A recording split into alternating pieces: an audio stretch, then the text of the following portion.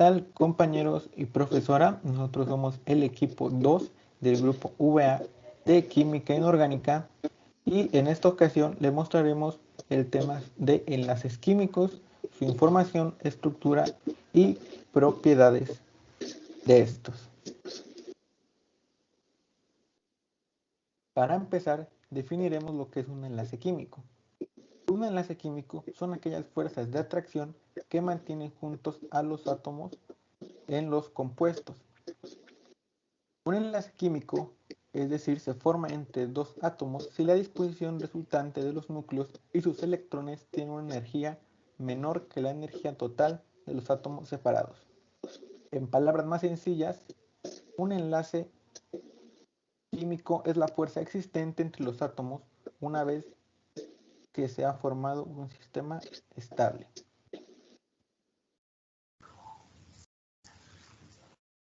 Enlace iónico. La característica que define este tipo de enlace es la transferencia completa de electrones.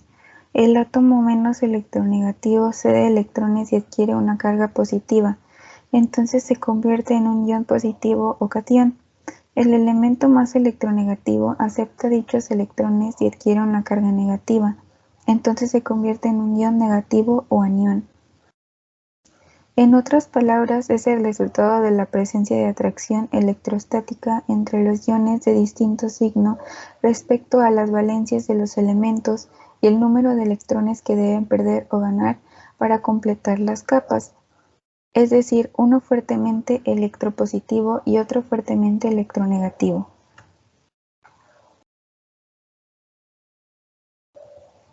Propiedades.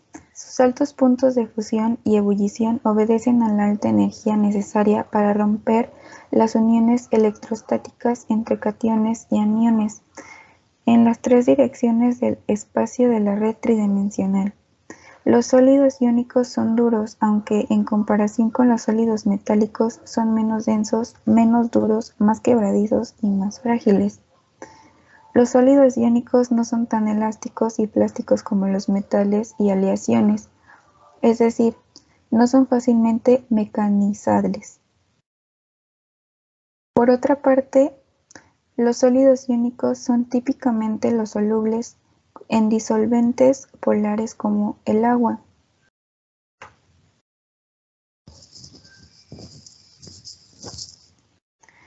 Redes cristalinas. La estructura cristalina es la forma sólida de cómo se ordenan y empaquetan los átomos, moléculas o iones. Estos son empaquetados de manera ordenada y con patrones de repetición que se extienden en las tres dimensiones del espacio. En otras palabras, son un agrupamiento de estructuras cristalinas según el sistema axial utilizado para describir su red. Cada sistema de red consiste en un conjunto de tres ejes en una disposición geométrica particular. La regla del octeto. Los átomos con frecuencia pierden, ganan o comparten electrones, tratando de alcanzar el mismo número de electrones que los gases nobles, más cercanos a ellos en la tabla periódica. En cada caso, la capa de valencia cuenta con un octeto de electrones, por lo que no necesitan ganarlos o compartirlos, de modo que el resto de los átomos procuran adquirir esta configuración. Es decir, que estos elementos, es decir, estos gases nobles, tienen completa todas sus capas de valencia. Es por eso que se dice que el octeto está lleno y los demás elementos buscan tener esta misma configuración.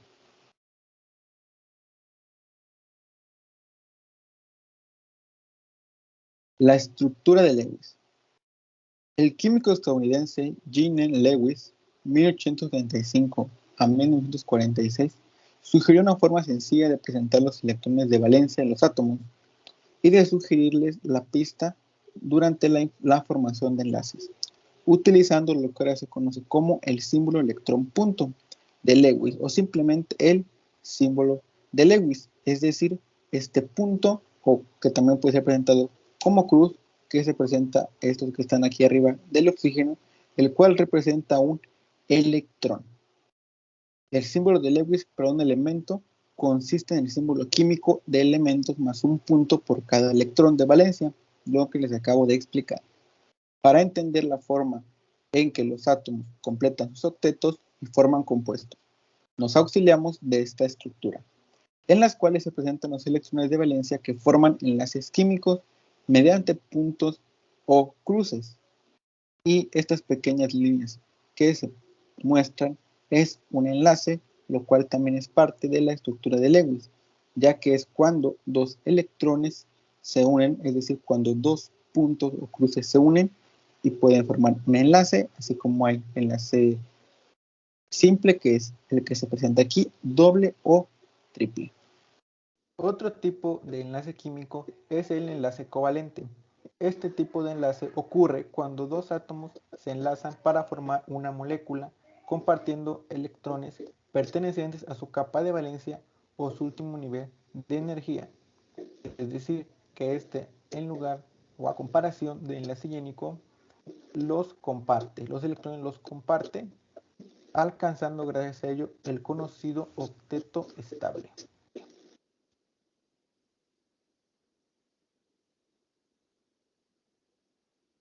En el enlace covalente existen dos: el enlace covalente polar, el cual se efectúa principalmente entre no metales y cuya diferencia de electronegatividad es mayor a 0.4 y menor a 1.7 Pauling en la mayoría de los casos, es decir, no en todos. El enlace covalente no polar se lleva a cabo entre dos no metales que poseen electronegatividad muy parecidos, de modo a que la diferencia de electronegatividad entre átomos puede ir de 0 hasta 0.4 Pauling aproximadamente. Es decir, que el polar se diferencia del no polar en su diferencia de electronegatividad, ya que el polar va de 0.4 y menor a 1.7 y el no polar la diferencia va de 0 hasta 0.4.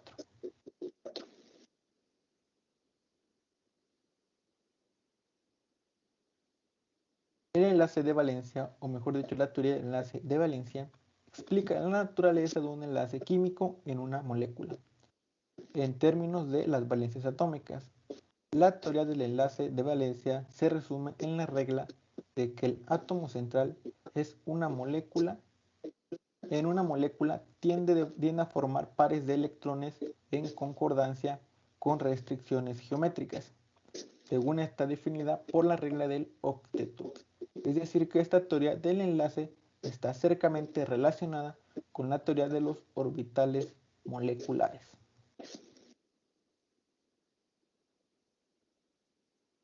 La teoría de la hibridación. De acuerdo a tal configuración, al carbono solo podría formar dos enlaces covalentes, ya que cuenta con dos orbitales semillenos. Otro átomo completaría el otro electrón necesario para el nuevo enlace en cada orbital. Sin embargo, vemos que es capaz de formar hasta 4 enlaces.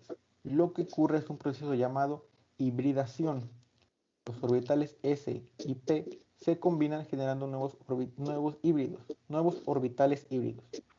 Así, el proceso de hibridación de un orbital S con 3 orbitales P conduce a la formación de 4 nuevos orbitales híbridos que llamaremos sp3, los cuales existen otros más que mencionaré a continuación.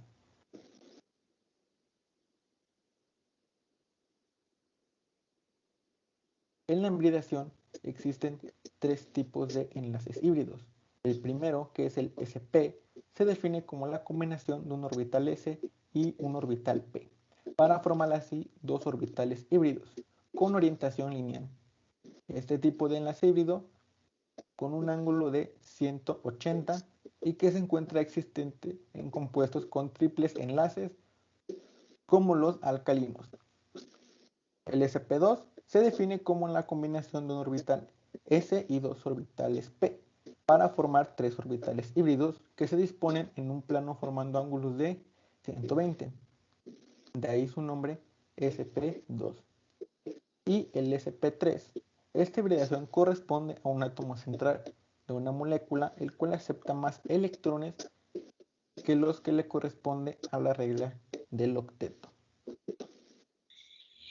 Yo les explicaré el enlace metálico.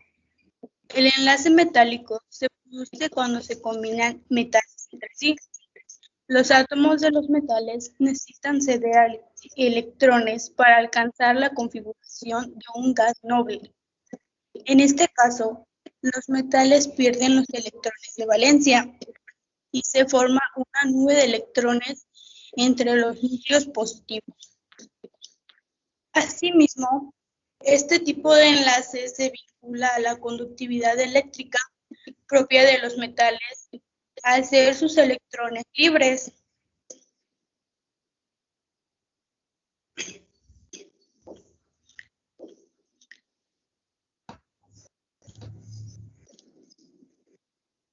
Para explicar la conductividad de los metales es necesaria la teoría de bandas. La teoría de bandas constituye una explicación alternativa al comportamiento de los materiales semiconductores, también de los conductores y los aislantes. Se basa en el hecho de que los electrones de un átomo aislado se distribuyen según ciertos niveles energéticos denominados órbitas u orbitales en torno al núcleo. Cuando los átomos se unen unos con otros para formar un sólido, se agrupan de manera ordenada formando una red cristalina. Estos orbitales moleculares tienen energías tan parecidas que pueden ser mejor descritos como una banda. Para la conductividad se utilizan las dos últimas bandas, que es la banda de conducción y la banda de valencia. En esta nos dice cómo entre más alejadas estén estas dos bandas, más difícil va a ser para un material que sea conductor. Los materiales conductores son generalmente los metales, cuya estructura electrónica les permite conducir la corriente eléctrica a bajas temperaturas o a temperatura ambiente.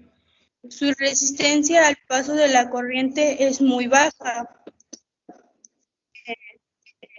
Los materiales aislantes son los que cuentan con una resistencia tan alta que no es posible la conducción eléctrica a través de ellos. Un ejemplo es el diamante o el PVC.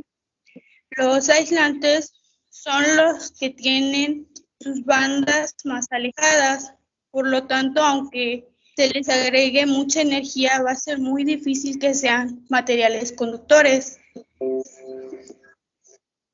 Y los semiconductores, que de acuerdo a sus valores de resistencia, se encuentran situados entre los conductores y los aislantes, ya que a temperaturas muy bajas difícilmente conducen la corriente eléctrica y más bien se comportan como aislantes, pero al elevar su temperatura o a ser sometidos a un campo eléctrico externo, su comportamiento cambia a lo de los conductores. Este se encuentra en el nivel medio entre las bandas de conducción y de valencia. Las fuerzas intermoleculares. Los átomos se mantienen unidos mediante fuerzas intermoleculares. Estas fuerzas deben romperse o vencerse para que se pueda producir un cambio químico. Estas mismas fuerzas son las que determinan las propiedades químicas de las sustancias. Van der Waals. Las fuerzas de Van der Waals son atracciones débiles que mantienen unidas a las moléculas eléctricamente neutras. Sin embargo, en algún momento estas moléculas presentan lo que se denomina un dipolo inducido, que quiere decir que la molécula adquiere una carga parcialmente positiva y otra parcialmente negativa. Esto de manera momentánea, lo que provoca que se atraigan entre sí por el efecto electrostático generado por la atracción del polo positivo de una molécula con el polo negativo de otra. Dipolo-dipolo. La interacción dipolo-dipolo consiste en una atracción entre el extremo positivo de una molécula polar y el negativo de otra. Es la típica fuerza que mantienen unidos dos átomos, una de carga negativa y otra de carga positiva. La unión de los dos átomos de moléculas diferentes forman una sola molécula. Sus cambios son más latentes en sólidos que en líquidos. Fuente de hidrógeno. Este concepto hace referencia a una clase de enlace que se produce a partir de la atracción existente entre un átomo de hidrógeno y un átomo de oxígeno, flúor o nitrógeno, con carga negativa. Dicha atracción, por su parte, se conoce como una interacción dipolo-dipolo, que vincula el polo positivo de una molécula con el polo negativo de otra.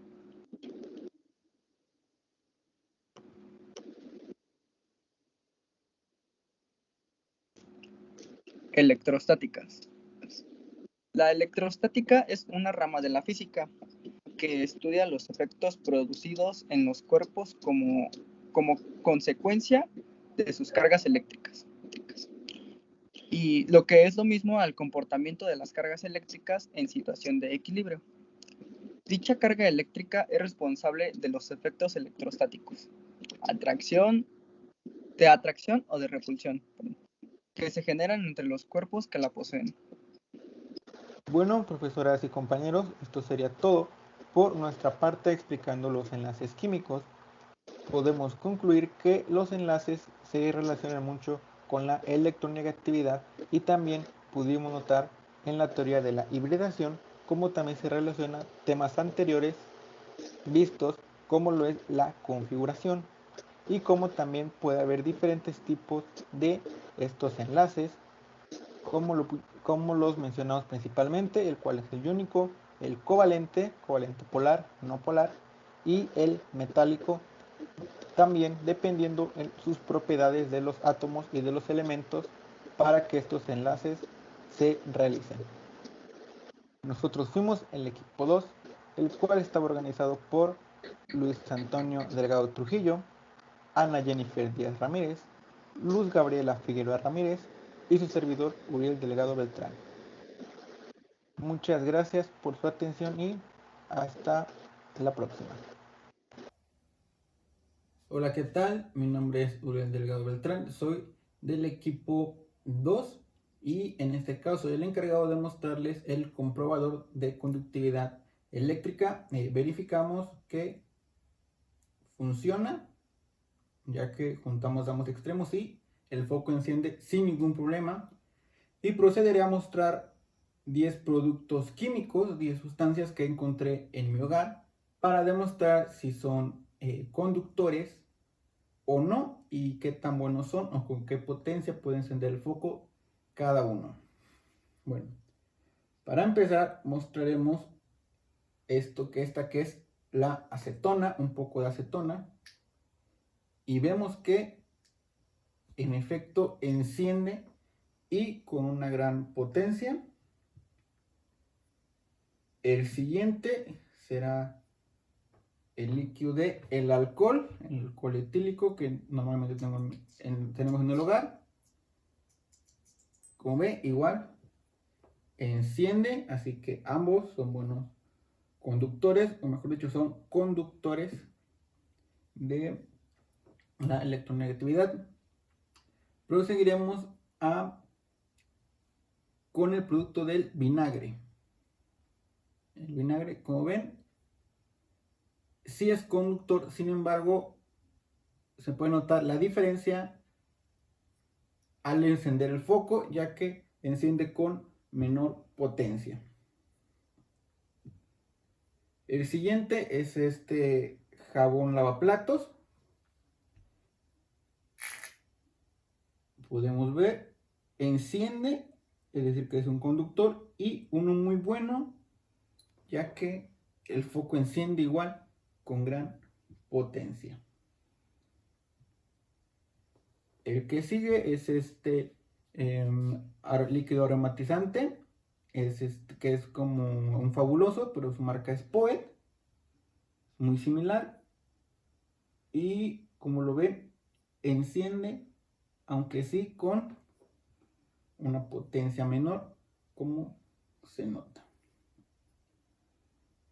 El siguiente es este jabón lavamanos, que se encuentra normalmente en los baños, se usa para eso. Y vemos que enciende muy bien el foco, así que es un muy buen conductor.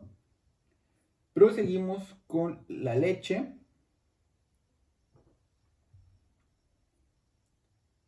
Y podemos notar que igual prende y con una potencia pues mediana, no tanto como otros que hemos pasado. El siguiente es el refresco. Este es un refresco de manzana y procederemos